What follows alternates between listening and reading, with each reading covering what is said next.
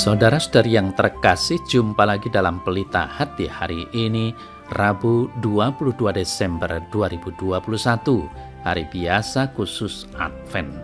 Bersama saya Romo Thomas Suratno SC dari Paroki Cilandak, Jakarta Selatan, mendengar dan merenungkan sabda Tuhan, yakni firman Tuhan yang tersurat dalam Injil Lukas, bab atau pasal 1, ayat 46 sampai dengan ayat 56.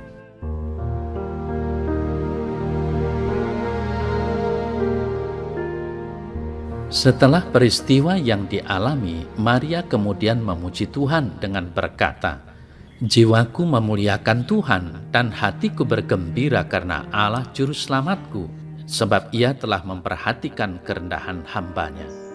Sesungguhnya mulai dari sekarang segala keturunan akan menyebut aku berbahagia, karena Yang Maha Kuasa telah melakukan perbuatan-perbuatan besar kepadaku dan namanya adalah kudus.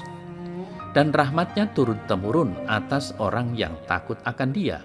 Ia memperlihatkan kuasa-Nya dengan perbuatan tangan-Nya dan mencerai-beraikan orang yang congkak hatinya.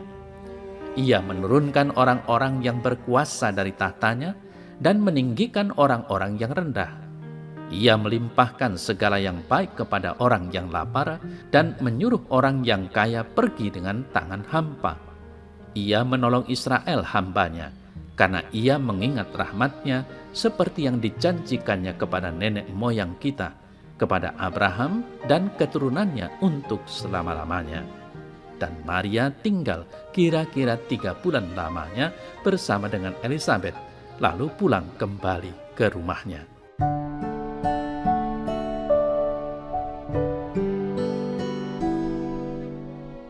Saudara-saudari yang terkasih, Maria sebenarnya perempuan biasa dan sederhana, mendapat rahmat unik dan istimewa, yakni menjadi Bunda Tuhan.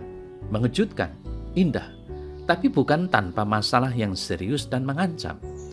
Seperti kita ketahui bahwa ia sedang bertunangan, namun mengandung sebelum menikah yang sulit dijelaskan pada banyak orang. Dalam adat Yahudi, perempuan semacam ini mesti berhadapan dengan tuntutan Taurat dan sanksi sosial religius yang berat, bahkan bisa dirajam yang mengancam hidupnya. Saudara-saudara yang terkasih, sebagai perempuan di tengah kuatnya tradisi patriarkal Yahudi, Maria tergolong kaum yang rendah. Kehamilannya yang tidak jelas itu membuat statusnya semakin rendah. Namun justru di sini ada titik balik. Maria memahami maksud Allah yang menjadikan dirinya mitra karya keselamatannya, maka ia mampu memuji, jiwanya memuliakan Tuhan yang rendah dipakai oleh Allah. Bagi Maria, aib yang ditanggungnya hanya dapat dibalut oleh Allah sendiri. Allah itulah andalannya, bukan yang lain. Maria sadar betul bahwa ia masuk ke dalam keadaan yang di dalam tradisi religius disebut sebagai providentia Dei, penyelenggaraan ilahi. Saudara-saudari yang terkasih, karya Allah dalam hidup memang sering mengandung kejutan dan misteri, menghantar kita tersentak melampaui batas kenyamanan. Namun bila ditanggapi dengan sikap batin yang tepat, pas pantas dalam beriman, akan didapati bahwa karya Allah itu mendatangkan kesejahteraan bagi umat manusia. Penyelenggaraan ilahi membutuhkan kesediaan manusiawi dalam iman dan ketulusan. Maria sudah memberi contoh, lalu bagaimana dengan kita?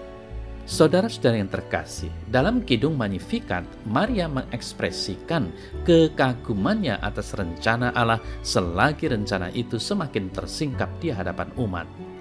Sang Mesias yang sudah lama dinanti-nantikan, Dia yang dicari oleh umat Allah sepanjang sejarah, tidak lama lagi akan datang.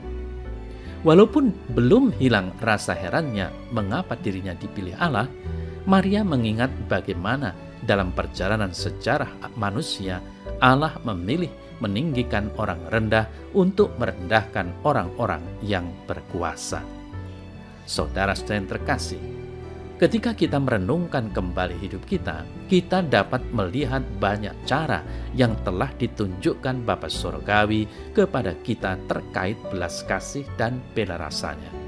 Allah yang Maha Kuasa ingin agar kita masing-masing mengenalnya secara pribadi.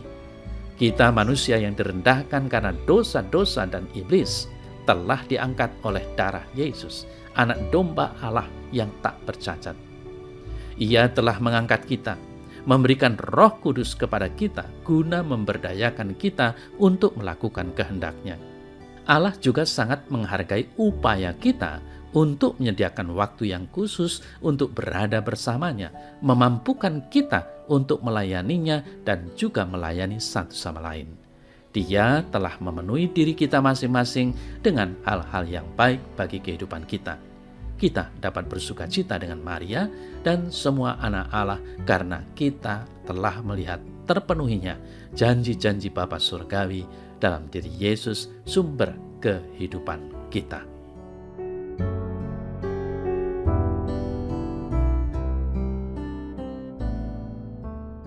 Dalam nama Bapa dan Putra dan Roh Kudus. Amin.